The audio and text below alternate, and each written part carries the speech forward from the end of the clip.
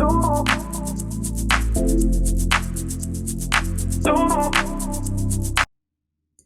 it's Tracy from Two Rocks Tarot, and in one of my comments on the flip through of this Anatomy of a Witch Oracle, of which I'll put a link up above in case you haven't seen it, I did mention to one of my viewers that I would probably do a video down the track on how this deck actually works. So I was initially attracted to this deck because of the healing properties of it.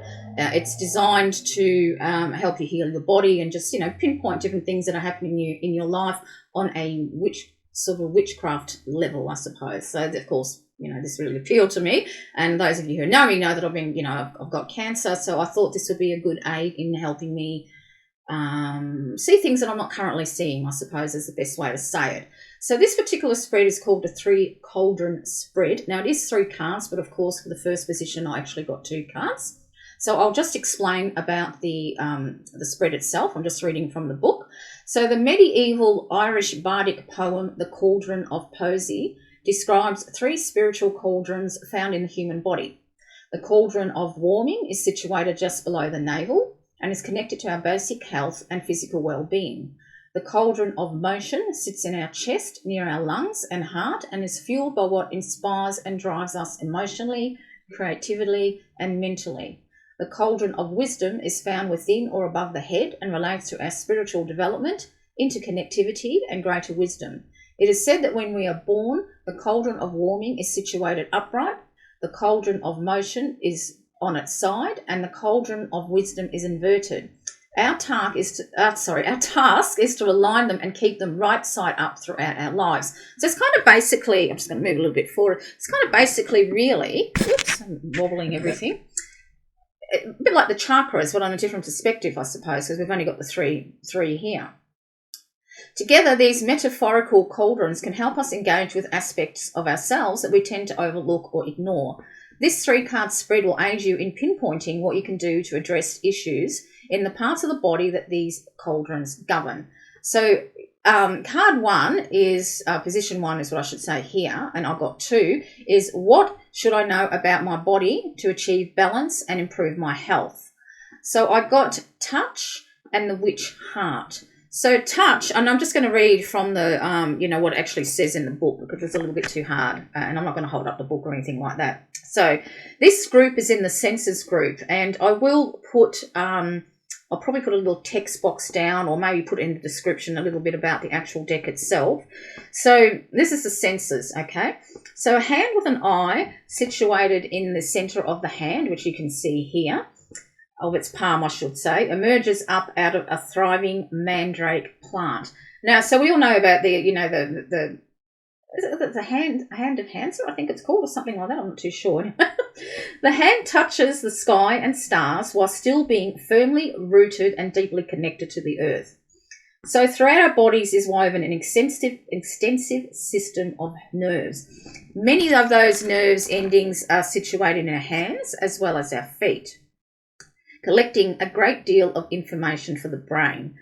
Through just a touch, we are able to recognize temperature, hard versus soft, slick versus rough, receptive versus restraint, and much more. So our sense of touch has a major impact on how we physically navigate through the world. If we push too hard and too fast, we can quickly become off balance. When we move from our core, our actions are more rooted and stable. Another aspect of touch is understanding consent and sovereignty. Preferences on how, where, when, why, and by whom someone is touched depend on the individual and are not universal. Always ask permission and never assume. And that always reminds me of women who are pregnant who said that people just, as complete strangers go up to them and touch their belly. So the key words for this particular card is contact, advocate, and interact. So respecting the power of touch applies to more than just humans. Consider the best possible ways to make contact with plants, animals, and spirits as well. Be mindful of the strength of your touch and aware of how it may affect others. So this particular one is what should I know about my body, to achieve balance and improve my health. Now, this is kind of interesting touch because, as you know, I had breast cancer and they didn't get it all, so it's in my lymph nodes now. And I thought that was kind of interesting that I got this because touch is how I knew after my treatment I found, a couple of lumps in my neck or just below above the clavicle. And, and I tried to get get it noticed by my first appointment with the radiologist. He kind of ignored me, but my oncologist sent me for tests, and anyway, blah blah blah. That's how it happened. So I think that's interesting. That's come up here. So this is how I discovered it, was through touch. But going right back to when I first discovered that I had breast cancer, and as all of you know, I've got a tree that I'm very, very connected to. On my morning walks, I always touch it and talk to it and everything like that. I haven't been able to for quite a while now. I think I went Friday for the first time in months to physically touch this tree because I haven't been well enough to walk that far. But I made this connection before I knew I had cancer, and I always felt an energy every time I touch this tree. It's a huge, beautiful gum tree. It's a tuat tree, which unfortunately is not many of them left because it's very, very hard wood, and I used to make a lot of it, use a lot of its wood to make boats, okay, in the past. So this is a massive tree. And one day, as I touched it, I got an electric shock, so much so that I drew back and it was in my left arm. Little did I realise that tree was warning me that I had cancer. Now I know when I look back on it, that was literally a shock. I thought maybe it got annoyed to me because I kept touching it all the time. So that's how it happened. So touch is a really... is an amazing card to come up because this is the very first cards that I pulled with these with this deck, and this is what come up. So to know about my body, and of course is always touch. We all know Christy Amphlett, who died of breast cancer, and they used her song "I Touch Myself" to promote checking your breasts. Okay, now of course, as you all know, I didn't find a lump. I just woke up with a sore boob, and things sort of snowballed from there. So, but it is very important to touch, and I think, you know, and like I said, I made this connection with a tree, and this tree tried to warn me what was coming, okay? So the next, and of course, the next card that come up was Witch Heart. So I'll read about this particular, card as well. So this is Witch Anatomy. So the description is: a large eye gazes calmly at us from the centre of an anatomically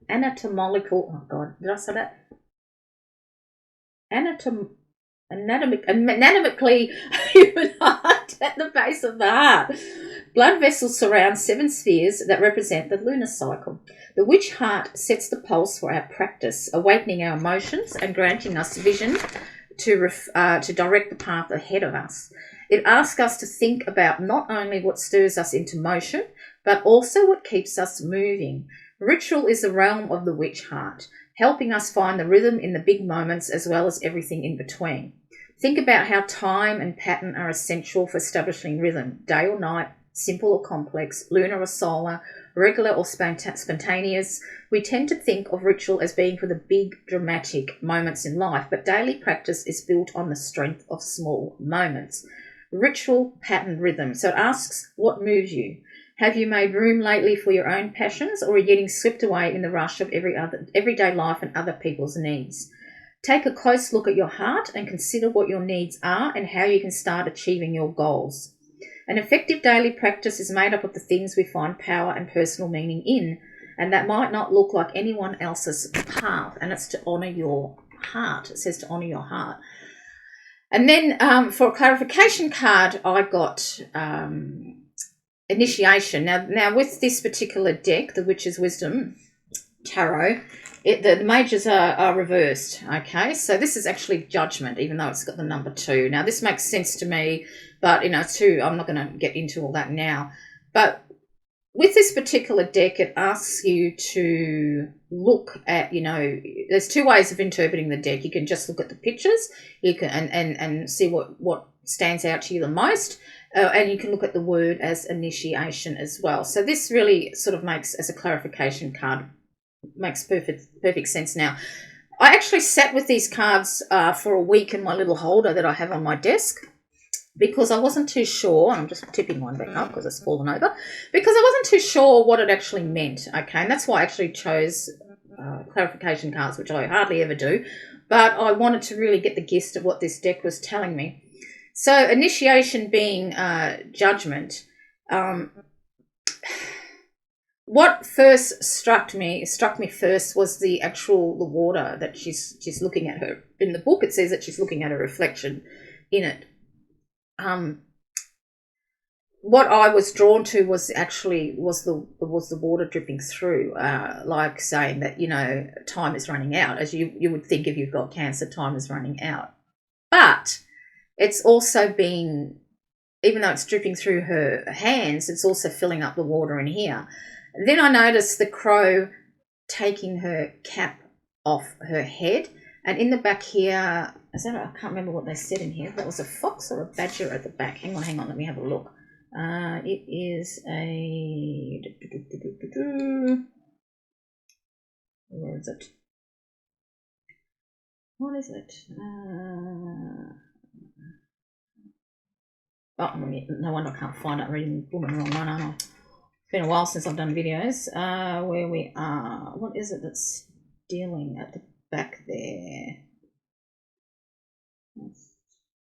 Two fox. A badger carries her past away. So a badger carries her past away. And because I haven't got the cards in front of me right now, but I thought this is being passed away. This is my actual breast that I lost in my mastectomy. So that's what I thought. That's being taken away. Okay. And it's interesting to see because this tree here looks very much like the gum tree that I always I've connected with, only that the trunks are, it's two trunks and it's really, really thick because it's, well, it must be a couple years old to be that sort of thick in the trunk. And then I noticed, you know, the crow. Now, when I first got diagnosed with cancer, I went for a walk through the park that we got here, and 3 crows flew past me, sat on the branch, and all turned around and looked at me. And straight away I thought, you know, the triple goddess, she's with me. Okay, that's what I thought. And indeed, when I come back later to, you know, just do the mundane things of making the bed, I heard as clear as day in my head, and it wasn't my voice, "I will not let you die, my child."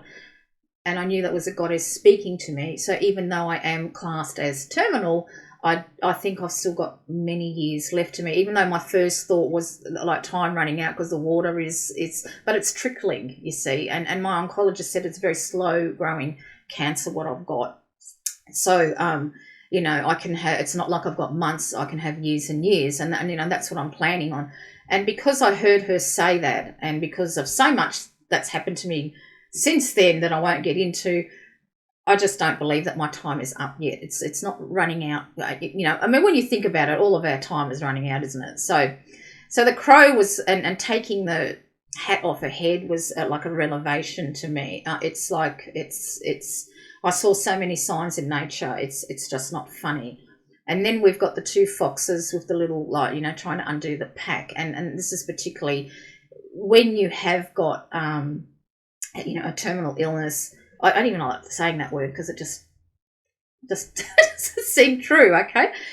But you have to make a lot of judgments on your treatment, and not just your treatment, on who you trust, you know, with doctors and things like that. So in one way, having what's happened to me now, I don't have to see a radiologist anymore. I don't have to see my breast surgeon who's retired anymore. I just have my oncologist who is absolutely freaking fantastic. That's all I have to see. I don't have to have mammograms anymore because I have a CT scan, so I'm going to have them regularly. I've got one booked in for the 8th to see how it's all going, but you know, I'm not going to talk about that now. But you know, I've just got this one, and he's such a fabulous doctor, and it's really, really good. But you have to make a lot of decisions, and you have to trust in your medical, in your doctors, you know, whoever's around you, the medical profession. And I was very, very lucky. Even though my breast surgeon retired, he was fantastic too. He was really, really good.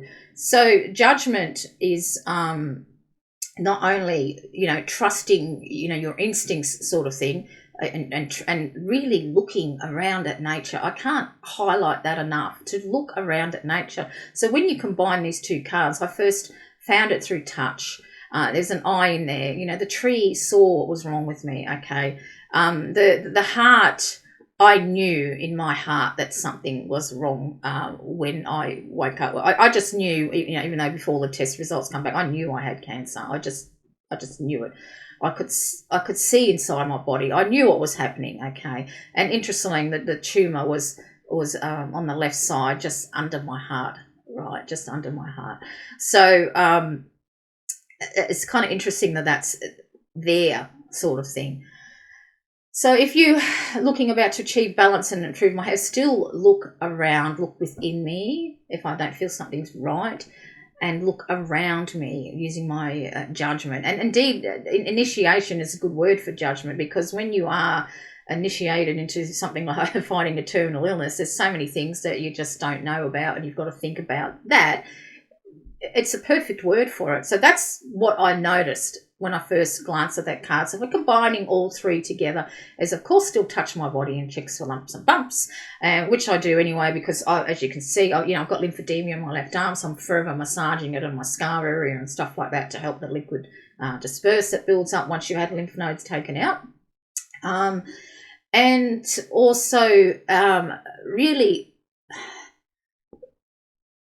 look with your heart, but look with your spiritual eyes more than anything. Really look around you. And I've got so many good signs that I just believe that my life is trickling away as it was meant to before I even got sick. It's not really going to change too much besides all the tests and medication I've got to take, because I am not giving up. And the crow taking the hat off is I'm always open, to medical suggestions and so forth. So that's how I look at those three cards together. Okay, so that was the first card. So then we go down to the second card here, and this is kind of interesting. I just want to see if there was anything. No, I didn't want to read anything out of that. So the second card is dream, and this particular question is, what do I need to do in order to stay on task or be more inspired? What emotional or mental blockages I might have? And it's the dream messenger of fire, and I think the messengers are the pages in this book. Let me just go back. I'm pretty sure it is. Yep, messenger of fire. Okay, and I'm gonna, because this has got the wisdom of in this particular book, it's got the wisdom. So it talks about the actual card itself here, the messenger of fire, what's in it, and being young and strong and so forth. But it's also got a counsel, like it's a counsel, like as if you're talking to someone. Then it's got a bit of and then there's a magic, and there's a description of, giving you maybe a bit of what to do magically sort of thing. So I'm just going to read the counsel, because the universe will speak to you with anything that is available, but you must pay attention or you'll miss the message. And this is what I was talking about, looking around in nature. Okay. Learn the language of the sacred, the vocabulary of symbols. Here is an ancient sign. The scarab is the lowliest creature, and serves the highest purpose from deep within the underworld. It rolls a ball of dung into the sky to become the sun. And it kind of reflects what you're going through. You go through a lot of shit. And you've got to gather it all up and let it go, literally, okay? But what I was attracted to this as well, look, again, we have a tree. I am actually in Aries, and I've never really sort of felt like an Aries, but I am really stubborn, and I didn't realise how stubborn I am. And then when we went and visited my dad a few months back, because back then when we actually made the trip to see him, I didn't know how long I had to live, but I don't have to worry about that now. Well, I mean, I do, but you know what I'm saying. It's not going to be like anytime soon. And my husband said to me, geez, you are a lot like your dad. He's a stubborn old man, and you are stubborn too. And I never really thought of it, but it's good to be like that when you're ill, isn't it, to be stubborn? So I'm determined to beat this shit. Okay, so dream, I'll read about the card dream. So this is about the body being. So a figure is curled up and dreaming. The inner serpent, which you can see, I hope you can all see this properly here, at rest within them as they drift in liminal space. Streaming out from them are stars of thoughts, or perhaps the stars are communicating back to them as they dream. A feline garden is also at rest, yet it protects their person while they sleep. And straight away, this is why I actually sat with this deck. And straight away, I knew that was my old cat Blackie that I had for 22 years. I knew it was her. I just know that she's still with me. She's still guarding me. And I'll pop that picture up, my favourite picture of her appearing in the crystal ball when I first was, when I was going through my first lot of treatment. So I know that is her. That still protects me now on the other side. So tied into the dream card are the concepts of sleep for the body and rest for the heart, mind and spirit. We are truly rested when we can properly experience the REM sleep cycle, which is essential for our well-being. Our deeper connection to the serpent happens when we dream, when we can speak as well as listen to its needs and wisdom. Dreaming is a gateway to communicating with ourselves and others in other realms. Trance work can also help us achieve brainwave states similar to what we experience when we dream. So it isn't necessary to be asleep in order to travel or communicate on other planes. So the key was this: a trance, rest and travel. Although not all dreams contain a meaningful message, they do help our brain sort through our experiences and emotions. And here it suggests about crafting a small dream pillow and fill it with herbs such as lavender, mugwort, clary sage, hops and agrimony. Then draw a star and snake on the fabric to finish it, and record any themes, spirits, symbols, ideas that come to you when you awaken, which is quite nice. That's why I really was attracted to this deck, these sort of, which is very much like the Witch's Wisdom Tarot as well, because she has like little magical things that you can do as well when you pull a particular card. So when you look at these two cards, what do I need to order to stay on task or be more inspired, or mental blockages I might have? I don't really think I have got any mental blockages now, because I just don't feel like that. And to be more inspired, well, I'm starting to make content again. It took me a long time to feel like that I was able to do so again. I haven't touched, because I've got so little my cards for months, but now I keep reaching for decks all the time in these last couple of weeks, which is fantastic. So that's another sign to me that I'm on the path to getting on with my life. Okay, the best advice my oncologist gave me was it's not like you've got just months to live. You can have a very long life, and just live and enjoy your life. And I think that's the best thing that medical advice that I've got. Just live and enjoy your life, because you can become so focused on being ill and worrying about it and all that sort of stuff that you just forget to live and enjoy your life.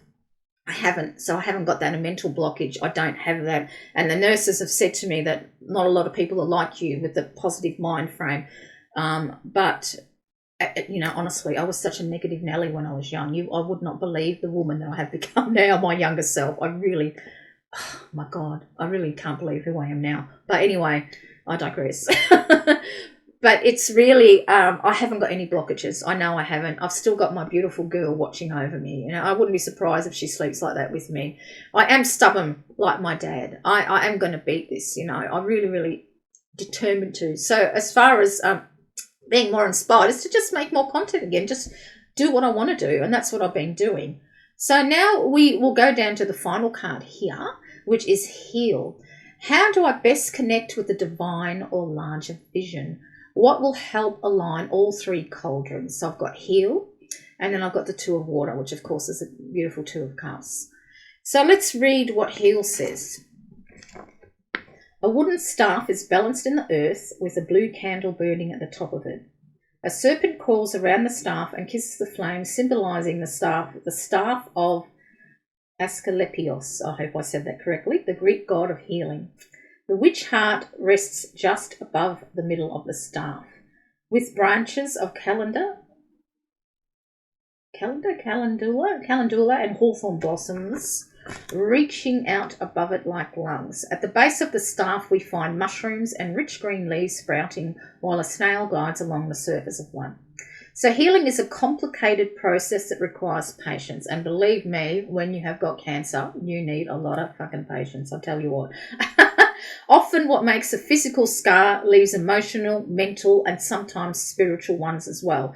So even after bones are mended and bruises fade, there's more to consider below the surface. To fully heal, we must respect and honour the process and allow for growth, however long it takes. Helping others heal is an exercise in offering support and understanding what their needs are versus making our own priority.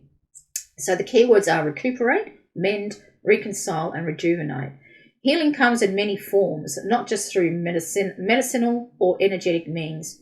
Sharing food, music, and stories, or even just providing a change of scenery are a few ways you could help. Honour the process because it takes as long as it takes, and that journey may take longer for some and shouldn't be rushed. Be patient and allow time for healing. And I forgot to say that the group with this particular one is witch work.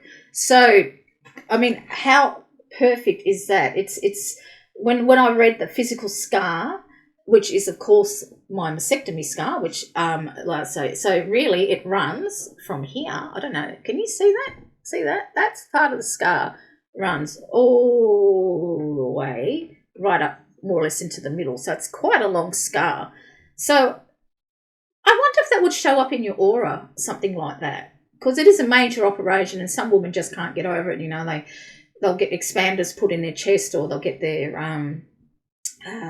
what do they call it, a reconstruction done at the same time and so forth. And I just, I can't be bothered with that shit. I really don't care. I've got my prosthetic, even though actually I'm not wearing a bra today because it's been so hot here and it's just more comfortable not to wear one. So it makes you think about that, doesn't it? I wonder if it does. It's true, because once you've been through all that and you finish your chemo and all that sort of stuff, you just expect it to pick up and pick up your life and just go on as it always had. But it doesn't. It profoundly changes you, not only physically but spiritually, so much so. And I feel sorry for those people who haven't got any spiritual practice whatsoever, because if I didn't have the goddess, my gods and angels and guides with me, besides my husband, I don't know how I would have gotten through with it, because there were so many signs there for me, and I just don't know how people cope if they haven't got that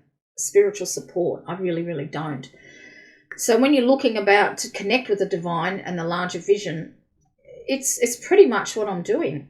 Pretty much what I'm doing. And I like they had the Two of Cups as well, because I was explaining in another video how I have got two little beautiful porcelain white egg cups that I give offerings to the gods on my altar every Sunday. I change it out. I give some wine, and I think I've got some coffee beans in it this time around. And also to Ganesh, he has got some peanut M&Ms this week. So, that to me is the love that I have for the gods. Okay. So if you're looking at that to connect with it's just to keep on doing what I'm doing. And the healing as well. I just wanted to go back to that about how it takes time. It shouldn't be rushed.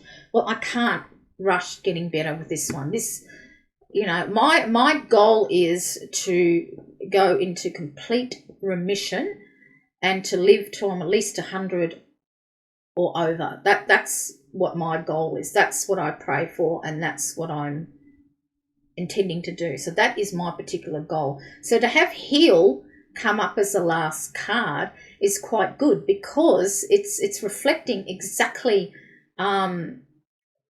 what I'm doing is you have to take time, but I am already connecting with the divine. I have for many years now, but in particular when I got sick, even more, because I did let it lapse for many years actually, because I was so happy with my life being married to Aaron. I just felt like to do things was being greedy, okay? But you can just, offer thanks and be grateful. You don't have to always ask for things, but, you evolve as the longer you practice, and I think I've been practicing for, maybe 40 years now, something like that. No, not that long. Can't be that long. Anyway, I don't know how. But it's been many, many years that I've been, probably as long as I've read tarot. I think it must be 30. I don't know. But you evolve, and probably one of the best things that I think in one of the previous cards about, your connection to divine. When you're ill, you can't physically do things. But there was another, and I can see her in my mind, as she's an Australian witch, who actually learnt in a coven. The coven leader was a druid master, and do you think I can remember her name? God, I can see her in front of my face. But anyway, in her book, she said that sometimes you don't have time to do all the elaborate rituals, like calling in the quarters and all that sort of thing. You just do it all in your head. And by God, that was a really lifesaver when I was so ill that I couldn't even walk to the kitchen sink. Just doing things in my head really, really helped me.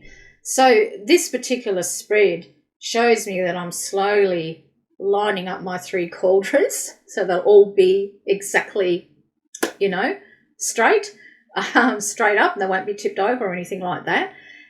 And I just think this is a beautiful deck, and I'm going to do all the spreads that are in this particular, that comes with this particular deck, which I have never done with any of my other decks. Very rarely do I use the spreads that are in there, every now and again, but this one I'm going to do all of them because it really hits to where you need it. And if you are a practicing witch, or even if you're not, you know, I mean, because I still call myself more, I say I'm more pagan than a witch because I'm so connected to nature. I'm just so connected to nature. It really helped me heal. And long before I ever got sick, you know, it really, when I was going through my first marriage breakup and things like that, I used to spend hours in the garden, and that just really grounded me and helped me heal. So I've got a really strong rapport with nature. And it's one of the things that I missed when I was ill, not being able to go for my walks. So that's it. So I hope you enjoyed it and it gives you some inkling onto how this particular deck works.